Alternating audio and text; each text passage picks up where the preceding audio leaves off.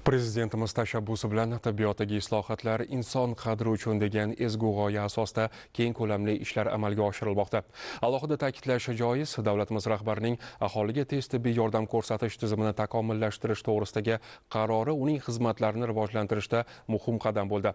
Ushbu qaror asosida tez tibbiy yordamning yagona vertikal boshqaruv tizimi yo'lga qo'yildi. Bugun nafaqat markazlarda, balki eng olis hududlarda ham aholi salomatligi nazoratga olingan. Zamonaviy elektromobillar esa buni yanada yaqinlashtiryapti. Farg'onadan tayyorlangan lavha bilan mavzuni davom ettiramiz. Davlatimiz rahbarining aholiga tez tibbiy yordam ko'rsatish tizimini takomillashtirish to'g'risidagi qarori tez tibbiy yordam xizmatini rivojlantirishda muhim qadam bo'ldi. Ushbu qaror asosida Respublika tez tibbiy yordam markazi tashkil etildi va tez tibbiy yordamning yagona vertikal boshqaruv tizimi yo'lga qo'yildi. Mazkur bino aslida 1987-yilda qurilgan bo'lib, jamoa 2024-yilda tashabbusli byudjet loyihasida ishtirok etib, 1 milliard 360 million so'm yutib olishga muvaffaq bo'lgan edi.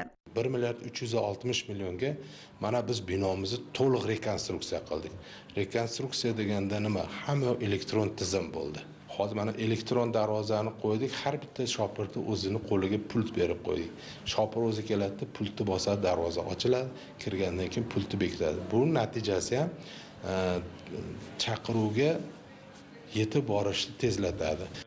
Yangi binoning ochilishi shodiyonaga aylandi. Tantanali marosimda viloyat hokimligi, Respublika tez tibbiy yordam markazi, viloyat sog'liqni saqlash boshqarmasi vakillari, shahar va tumanlar stansiyalari xodimlari ishtirok etdilar. So'zga chiqqanlar mamlakatimizda tibbiyot sohasida amalga oshirilayotgan izchil islohotlar natijasida aholiga ko'rsatilayotgan tibbiy xizmat saviyasi ortib borayotganligi va soha xodimlari oldida inson salomatligini asrashdek muqaddas vazifa turganligini ta'kidlab o'tdilar. Avvallari chaqiruvni qabul qilishni o'ziga 10-15 daqiqa ketgan bo'lsa, hozirgi vaqtda 1-2 daqiqani o'zida chaqiruv brigadasini qo'liga yetib bormoqda.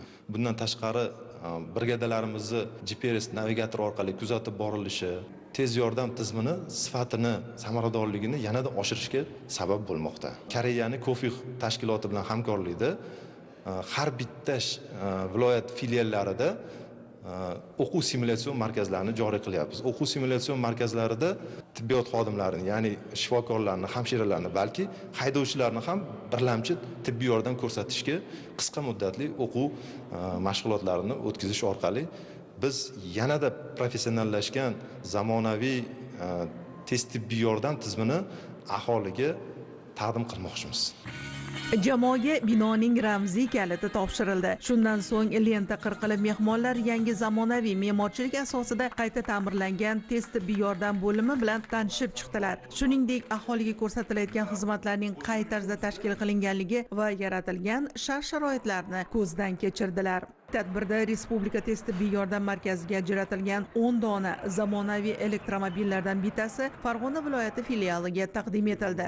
E'tibor va g'amxo'rlik tibbiyot xodimlariga qulay sharoitlar yaratish yaxshi natijalarga erishish omilidir. Bu albatta soha taraqqiyotiga xizmat qiladi.